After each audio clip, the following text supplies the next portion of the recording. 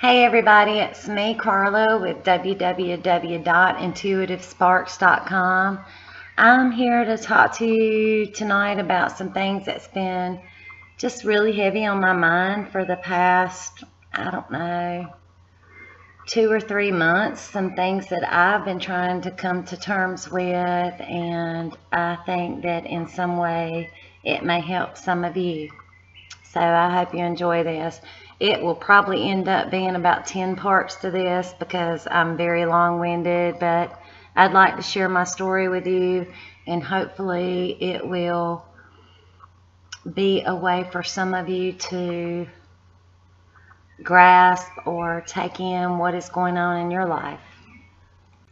So I wanted to start off tonight by saying to some of you, there's been some people asking me, how do you know if you're a medium? How do you know, your spiritual gifts? Uh, and this is going to be a long journey, but I'm going to try my best to explain everything to you guys. This is also for the ones reaching out to me that you have developed spiritual gifts and you come from a Christian background. Your family is very strong in the faith of God, and you have questions, you're scared.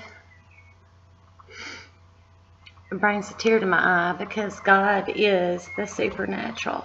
And you want to know how to come out to your family. You want to know how to talk to them. Well, I just did it, and I'm sure I shocked my family, and I shouldn't have done it that way probably, but I should have been more explanatory about things to them. But I've done my homework and I've done my research, and I can talk to God, and I am a believer in God. This video is strongly about God. So if you're not a believer in God, I know everybody has their own beliefs, but I am a child of God, and I believe that my gifts are from Him.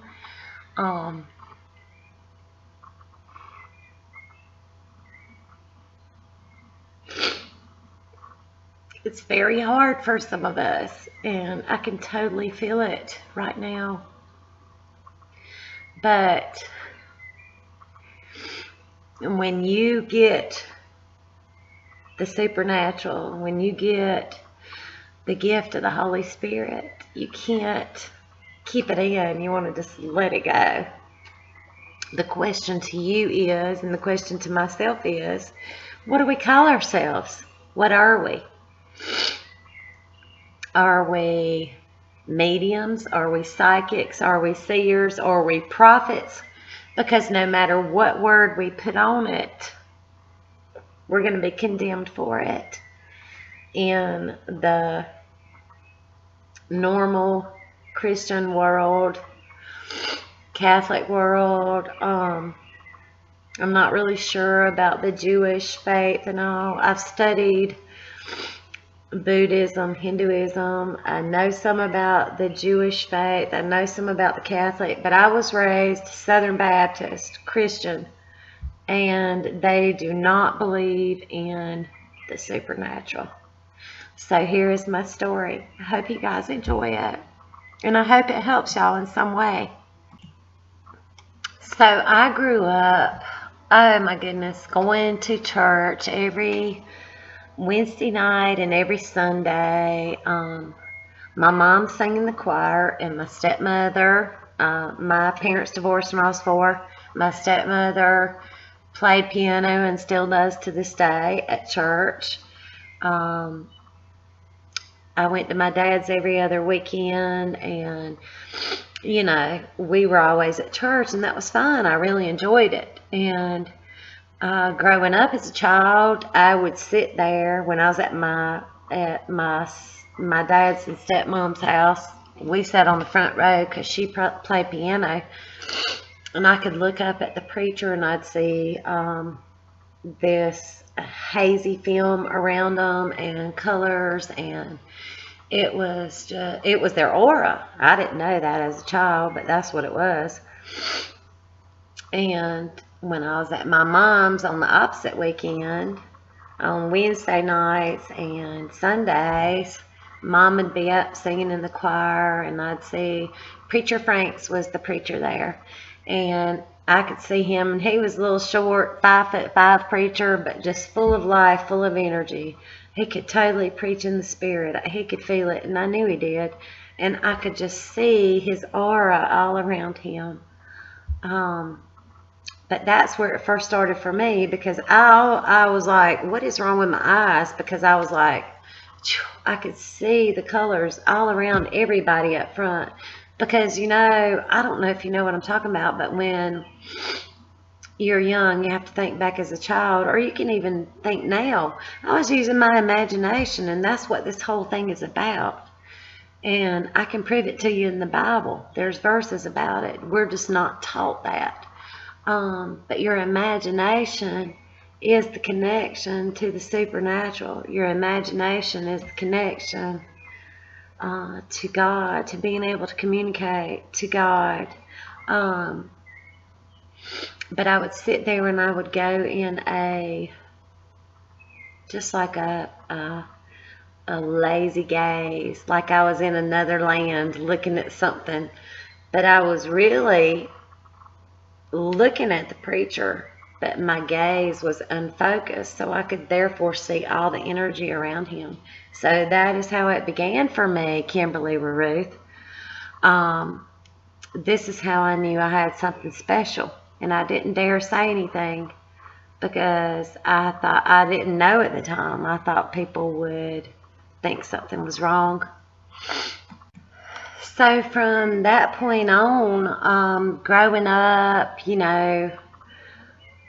turning into a teenager and experiencing boyfriends and all that, I kind of got out of going to church about the time I was probably 16 or 17 years old.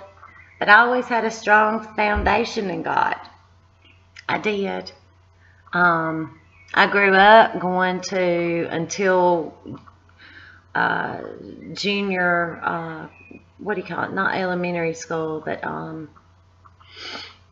what is it? Not high school, the middle school. Middle school.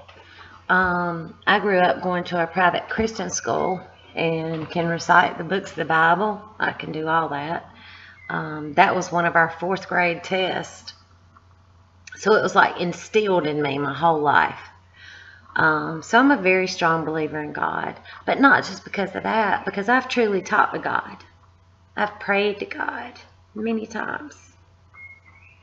And that's why I'm so emotional now, because he's by my side. And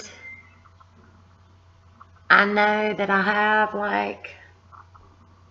and I'm sure you guys feel this, on one side you've got all your family and friends judging you because they're like, what in the crap is she talking about? Because she's talking about things that are not of the Bible, that's evil, but it's not. And then you got all your spiritual friends on this side saying, well, we believe in this God or this God or this God or this God.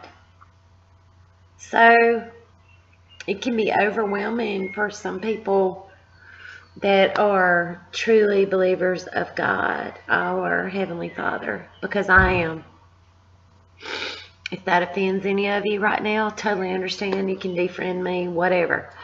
But I am think of this as my testimonial. So God is with me, by my side, always has been and always will be. So now we're going to progress on until just a few years ago when my father passed. You guys hear me talk about my dad passing. Well, I was a fortunate one to have 2 dads. Like I told you, my parents divorced when I was 4. My mom remarried and my dad remarried. But my dad that passed was really my stepfather. His name was Bill, and he passed away. This coming January will be 3 years. Well, before he passed away, my grandfather, whom I was so close to, so very close to, he died, and still very emotional for me. But when he died, I had an experience because I was so upset. I was the oldest grandchild, and we were very close, and I was so emotional, crying and upset. And I lived in South Carolina, and my family lived in North Carolina, and so I was at home in North Carolina for a week or so when he passed away. And when I came back home to South Carolina, I was still upset, and I can remember laying on the couch. I was laying on the couch, and I was married to my ex-husband, and we had a ficus tree over in the corner behind one of the chairs where there was no ceiling fans, no air vents, anything. And I was still crying. I was just so upset over the loss of him. And I kid you not, that ficus tree, it was like somebody grabbed it by the root, the stalk of the tree, and just shook it real hard one time. And it literally, all the leaves in it shook, everything, you guys. And I knew that was his way of coming through to me to let me know that he was okay and he was with me. And I took that to my heart. And as soon as that happened, a peacefulness came over me, and I quit crying. And I told my mom and my stepdad about it, and I talked to my mom and stepdad about different things of the supernatural, because right after that, my stepdad's mother passed. Baba is what we called her. And I was always talking to him about, look for the signs, because they're going to come back. She's going to come back, and she's going to let you know there are signs, And he was like, oh, toots, I don't believe in that mess. I don't believe in that stuff. And he developed COPD, and such a hard thing to deal with.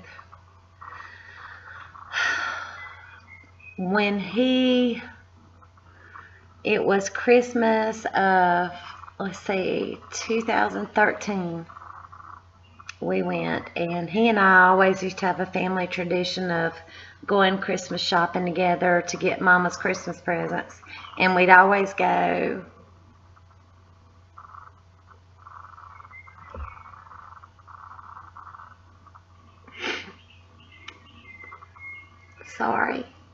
we'd always go Christmas Eve, because he'd always wait till the last minute, and I would get so mad at him.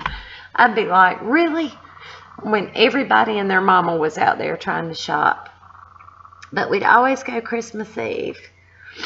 Well, that last Christmas Eve, he wasn't able to go because he was on oxygen, and he was on oxygen 24/7. He could get about in the house, but he couldn't drive, and he could go like from room to room, but he was always pulling oxygen with him. And so I remember getting the stocking stuffers for him, because he always liked to do stockings for Mama, and he'd always put real sweet stuff in it, not just like candy and stuff, but good stuff, like jewelry and stuff like that. And that Christmas in particular, I had bought 2 cards. I don't know why I bought 2 cards, but the day before I think it was the day before Christmas Eve, I had told him something just came over me, and I said, you know, you're not feeling well, and we don't know what's going to happen in a year from now. Why don't you write a little something extra special for Mama in the card? And he said, you know what? You're right, Toots. He used to call me Tootsie. And so he wrote, roses are red, violets are blue. I love you, and I've got you. And that was his little message on the side. And I wasn't standing there with him when he wrote on the second card, but he gave her 2 cards. Well, we spent Christmas together, and Christmas Eve, he fell down a flight of stairs.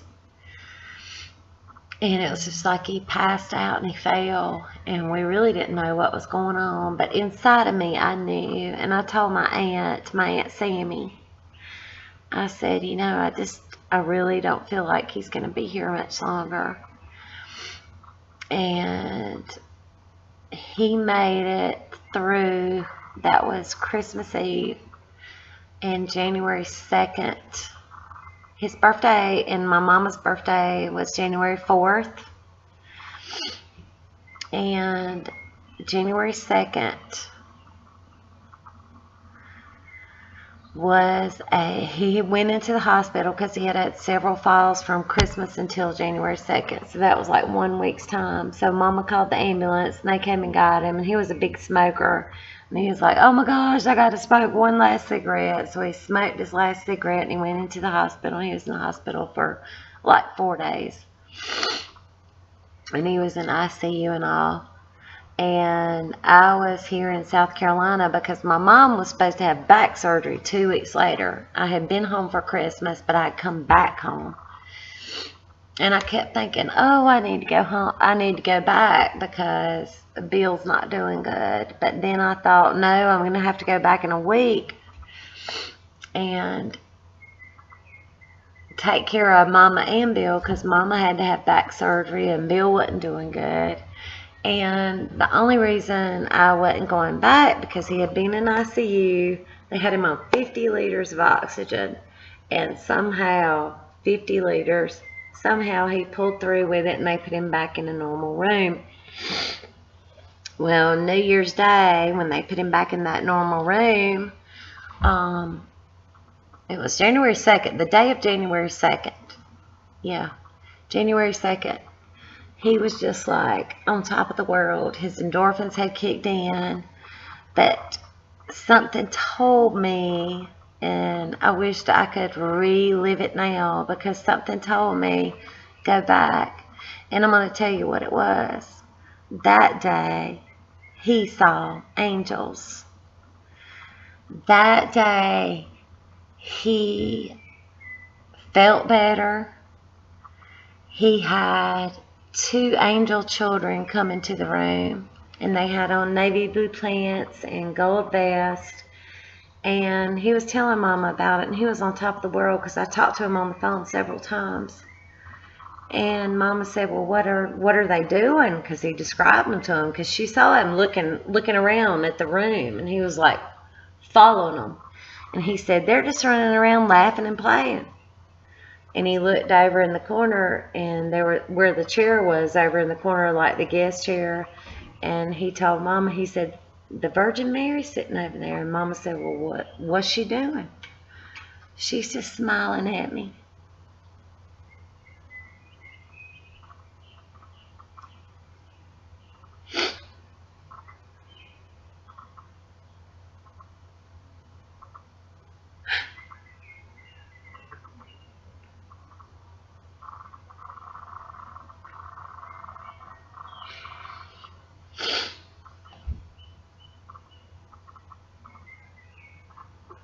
And then I talked to him another couple of times during the day that day. And then there was the nurse had brought a plate of food in for him to eat. And he got tickled and was laughing. And Mama said, what are you laughing at? And he's like, There's this little angel baby sitting beside my head on the pillow trying to eat my biscuit, trying to eat my bread. And he said, Puddin's at the foot of the bed. Well, Puddin was their Chihuahua that they had had for 13 or 14 years. And Puddin was just like my brother, their baby boy. And he died 1 year before my dad passed. But they were all there to greet him.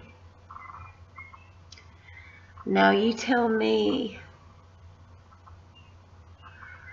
that the spirit realm is not for real, because I will never believe you. And that is what put me on my path to discovering everything I could about the supernatural. That is what put me on my path to truly connecting with God. Because 10 hours later, my dad passed away.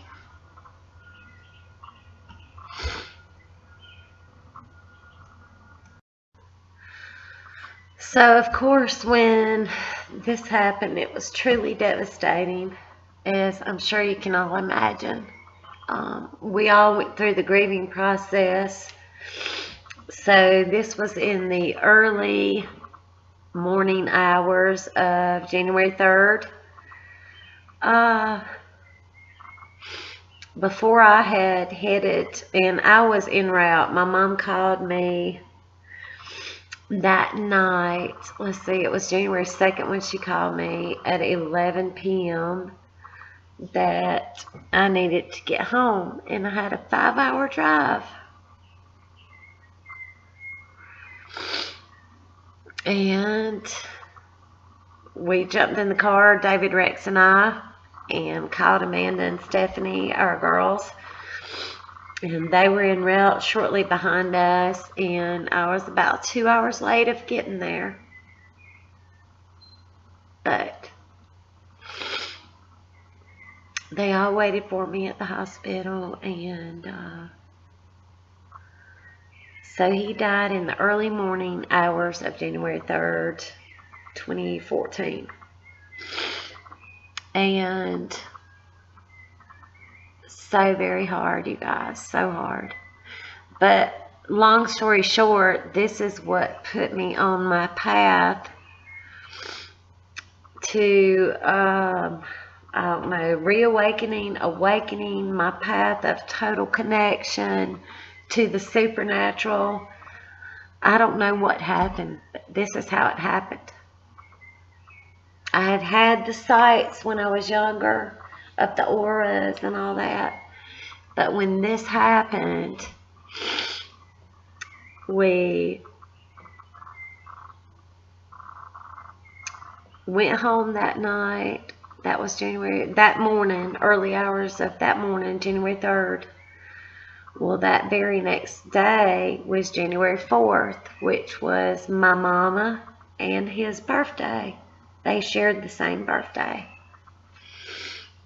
And what was ironic about it was the day that Mama called me and said I better hurry up and come down there at like 11, 12 that night, I had mailed their birthday presents via FedEx to them.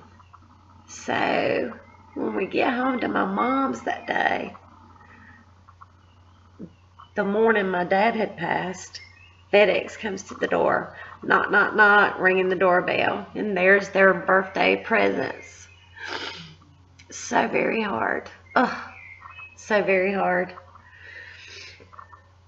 Hardest time of my life. But I can also think of it as a beautiful blessing too. And I'm going to have to continue on with that story on the next part, because I have talked with my dad since then. So I'm going to leave you guys with that. Kimberly, we're Ruth. We're on our way to teaching you how to know your spiritual gifts. All of you guys, we're on our way to teaching you how to talk to people about having gifts when you are a true Christian and believe in God, because it's amazing. It's something else. And I promise it's not going to be this sad on the next part. Thank you guys, and please stay with me. Part 2 will come shortly. Love and light. Have a beautiful night.